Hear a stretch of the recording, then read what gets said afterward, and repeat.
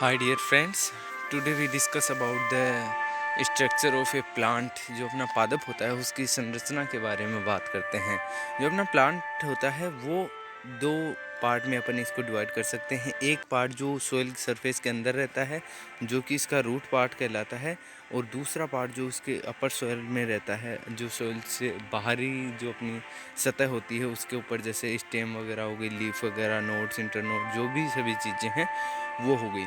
तो अब हम बात करते हैं सबसे पहले इसके रूट्स के बारे में।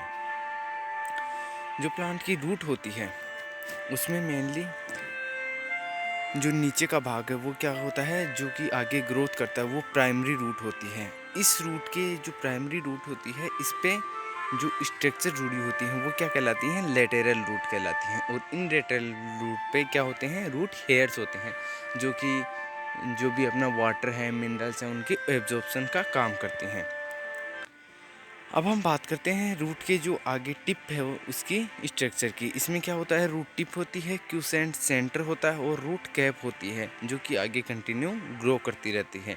इसमें फ्लोएम होता है और जाइलम होता है। फ्लोएम क्या वर्क करता है, फ्लोएम वर्क करता है जो भी फूड मटेरियल जो फोटोसिंथेसिस वगैरह के कारण लीफ में बनता है उसको ट्रांसपोर्ट करने का काम करता है। और जाइलम क्या करता है, जो भी मिनरल्स होते हैं, जो भी वाटर होते हैं, घुलनशील पदार्थ होते हैं, उनको प्लांट के सभी भागों में पहुंचाने का काम करते हैं। इसके बाद हम बात करते हैं कि इसमें जो एब्जॉर्प्शन प्रोसेस होती है वो किस प्रकार से होती है। जो रूट हेयर होती है, अभी हमने बताया कि रूट हेयर द्वारा एब्जॉर्प्शन होता है, तो जो रूट हेयर होती है उसके द्वारा वाटर मॉलिक्यूल्स और मिनरल्स का क्या होता है, घुलनशील फॉर्म में एब्जॉर्प्शन होता है, जो कि एक सेल्यूलर पाथवे के द्वारा कहाँ पे चले जाते हैं, प्लांट में मूव कर जाते हैं। अब हम बात करते हैं रूट के मॉडिफिकेशन की। एक होती हैं जो अपनी ब्रेक्स रूट होती हैं जो कि फैली हुई रूट होती हैं। एक होती हैं स्टोरेज टैप रूट, जैसे कि अपनी गाजर, मूली वगैरह में होती हैं। ये रूट क्या काम करती हैं, फूड मटेरियल को स्टोरेज करने का काम करती हैं, तो इनको क्या बोला जाता है, स्टोरेज रूट भी बोला जाता है। अब हम बात करते हैं जो प्लांट होता है उसके स्टेम की। स्टेम में क्या होता है, एक इंटरनोड होता है और बाकी जो एक क्या होता है, नोड्स होता है। इंटरनोड क्या होता है, section of stem between two nodes.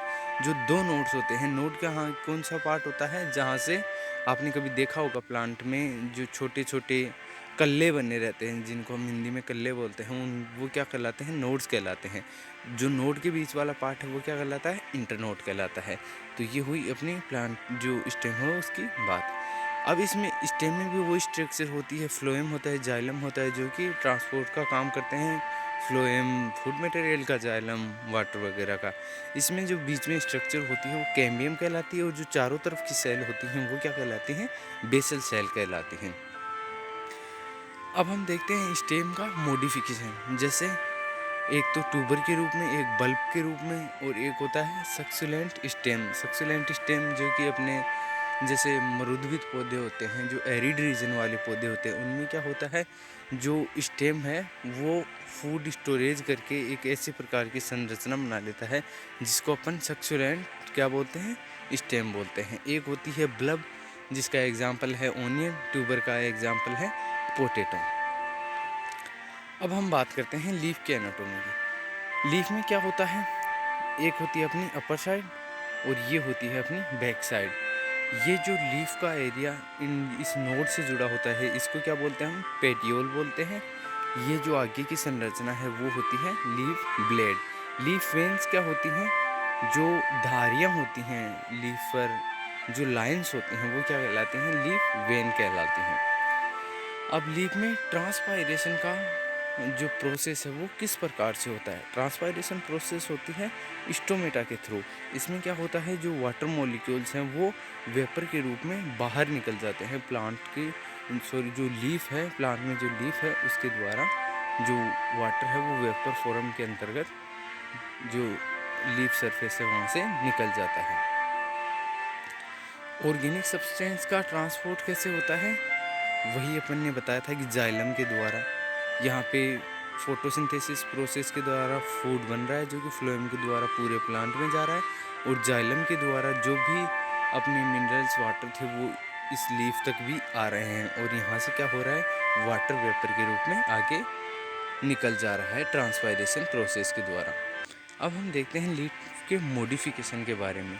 Leaf का मॉडिफिकेशन होता है जैसे एक टेंड्रिल होता है। टेंड्रिल यानी कि जब कोई भी प्लांट होता है जो जिसमें क्लाइंबिंग हैबिट रहती हैं, जैसे कि अधिकतर अपनी दलहनी फसलें वगैरह, जिनमें जो प्लांट की लीफ है वो टेंड्रिल के रूप में कन्वर्ट हो जाती है, जो कि आगे इसको सहारा देने के काम आती है।